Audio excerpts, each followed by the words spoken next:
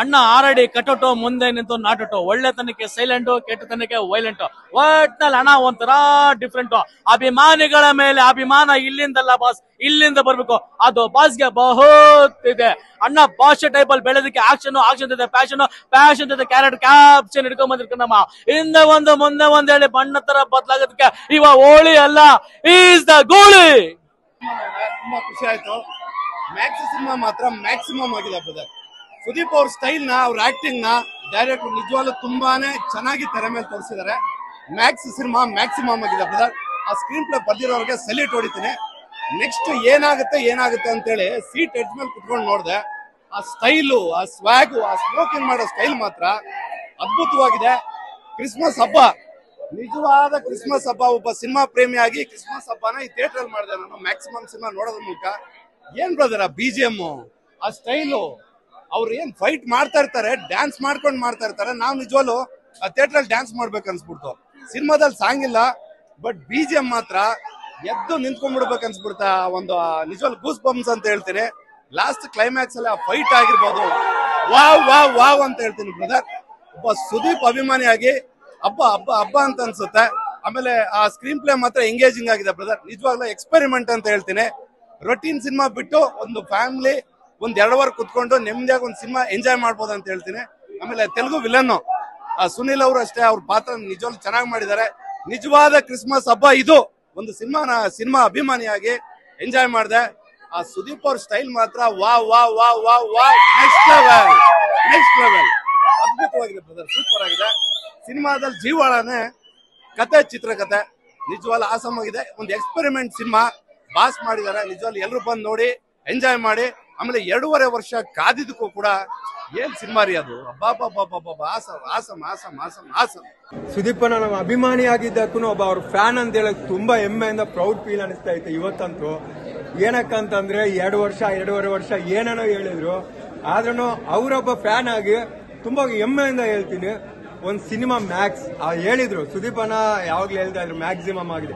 ಇವತ್ತಿನ ಕಾಲಘಟ್ಟ pan India movie, pan India ಸಾವಿರಾರು ಕೋಟಿ, ಅಷ್ಟು ಕೋಟಿ ಇಷ್ಟು ಕೋಟಿ ಅವರು ಎನ್ನೋ ಮಧ್ಯೆ ಒಂದು ಸಿಂಪಲ್ ಸ್ಟೋರಿನೂ ನಾನು ತರ್ತೀನಿ ಅನ್ನೋ ಒಂದು ಧೈರ್ಯದಲ್ಲಿ ತಂದಿರೋದಿದೆಯಲ್ಲ, ಅದು ಸಣ್ಣ ಮಾತಂತೂ ಅಲ್ವೇ ಅಲ್ಲ. ಆಮೇಲೆ ಆರಕ್ಷಕರೇ ಅಂದ್ರೆ ಆರಕ್ಷಕರು ಇರೋದು ಕಾಮನ್ ಪರ್ಸನ್ಗೋಸ್ಕರ, ಅವ್ರಿಗೋಸ್ಕರ ಇಷ್ಟಲ್ಲ. ಅವ್ರು ನಾವು ಏನ್ ಬೇಕಾದ್ರೆ ಮಾಡ್ತಾರೆ.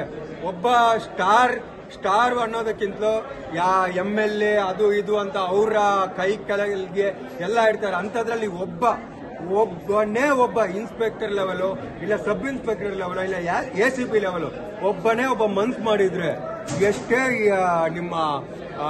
ಎಷ್ಟೇ ದೊಡ್ಡ ಪೊಲಿಟಿಕ್ಸ್ ಇರಲಿ, ಎಷ್ಟೇ ಯಾರೇ ಇರಲಿ, ಅವ್ರನ್ನ ಮಣ್ಣು ಮುಕ್ಕಿಸಬಹುದು.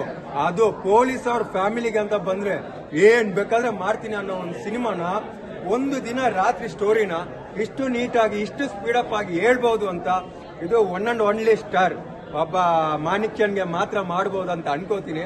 ಯಾಕಂದ್ರೆ ಕನ್ನಡದಲ್ಲಿ 2 ಸಿನಿಮಾ ರಿಲೀಸ್ ಆಯ್ತು. 2 ಸಿನಿಮಾ ಯಾಕಂದ್ರೆ ಅದು 1 ವಾರ ಆಗಿಲ್ಲ, ಅದಕ್ಕೋಸ್ಕರ ಹೇಳ್ತಾ ಇದ್ದೀನಿ. ಒಂದು UI, ಅದು ನಮ್ ಸಿನಿಮಾನೇ. ಯಾಕಂದ್ರೆ ಸುದೀಪ್ ಸರ್ ಹೇಳ್ತಾರೆ, ನಾನು ಸ್ಟೇಜ್ ಅಲ್ಲಿ ಡೈಲಾಗ್ ಹೇಳ್ಕೊಂಡು ಓಡಾಡೋ ಹೀರೋ ನಾನಲ್ಲ. ಎಲ್ಲ ಕನ್ನಡಿಗರನ್ನು ಒಟ್ಟಿಗೆ ಗೂಡಿಸ್ಬಿಟ್ಟು ಎಲ್ಲರನ್ನು ಒಟ್ಟಿಗೆ ಈ ಒಗ್ಗಟ್ಟನ್ನ ನೋಡ್ಬೇಕು. ನಾನು ಒಬ್ಬ ಫ್ಯಾನ್ ಆಗಿ ಅದನ್ನೇ ಹೇಳಕ್ ಇಷ್ಟಪಡ್ತೀನಿ. ನಾನು ಒಬ್ಬ ಅವ್ರ ಫ್ಯಾನು, ಇದ್ ನೋಡ್ಬೇಡಿ, ನಾನು ಅವ್ರ ಫ್ಯಾನು, ಇದ್ ನೋಡ್ಬೇಡಿ ಅನ್ನೋದಕ್ಕಿಂತಲೂ ನಾನೊಬ್ಬ ಕನ್ನಡ ಸಿನಿಮಾ ಅಭಿಮಾನಿ, ನಾನೊಬ್ಬ ಸುದೀಪನ ಅಭಿಮಾನಿ ಅಂತ ಹೆಮ್ಮೆಯಿಂದ ಹೇಳ್ತೀನಿ. ನಾನು ಕನ್ನಡಿಗರು ಎಲ್ಲರೂ ಕನ್ನಡ ಸಿನಿಮಾನು ನೋಡ್ಲಿ ಅಂತ ಆಸೆ ಪಡೋನು. ಯಾಕಂದ್ರೆ ಕನ್ನಡ ಸಿನಿಮಾದಲ್ಲಿ ಕೊರತೆ ಇದೆಯಾ, ನೀವು ಡೈರೆಕ್ಟ್ ಆಗಿ ಹೇಳಿ ಕನ್ನಡ ಸಿನಿಮಾದಲ್ಲಿ ಕೊರತೆ ಇದೆಯಾ ಅಂತ. ಇವತ್ತು ಕನ್ನಡ ಸಿನಿಮಾದಲ್ಲಿ ಕೊರತೆ ಇಲ್ಲ, ಕನ್ನಡಿಗರಲ್ಲಿ ಕೊರತೆ ಕನ್ನಡಿಗರಲ್ಲಿ ಕೊರತೆ ಇರೋದು. ಏನಕ್ಕೆ ಈ ಮಾತು ಹೇಳಕ್ ಇಷ್ಟಪಡ್ತೀನಿ ಅಂತಂದ್ರೆ, ನಮ್ಗೆ ಪಕ್ಕದ ರಾಜ್ಯದವರು, ಪಕ್ಕದ ಊರಿನವ್ರು ಬೇಕು, ನಮ್ಗೆ ನಮ್ಮವ್ರದ್ದು ಬೇಡ. ನಮ್ಮವ್ರದ್ದು ಏನೋ ಬರುತ್ತೆ ಹೋಗುತ್ತೆ, ಏನೋ OTT ಅಲ್ಲಿ ನೋಡೋಣ, ಬೇಡ ಅಂತ. ಬೇರೆ ಸಿನಿಮಾ ಅಂದ್ರೆ ಯಾಕಂದ್ರೆ ಅದಕ್ಕೆ ಒಂದು 1000 ರೂಪಾಯಿ ಟಿಕೆಟ್ ರೇಟ್ ಇರುತ್ತೆ, ನಾವು 1000 ರೂಪಾಯಿ ಕೊಟ್ಕೊಂಡು ಹೋಗಿದೀವಿ ಅಂತ ಹೆಮ್ಮೆಯಿಂದ ಹೇಳ್ಬೇಕು.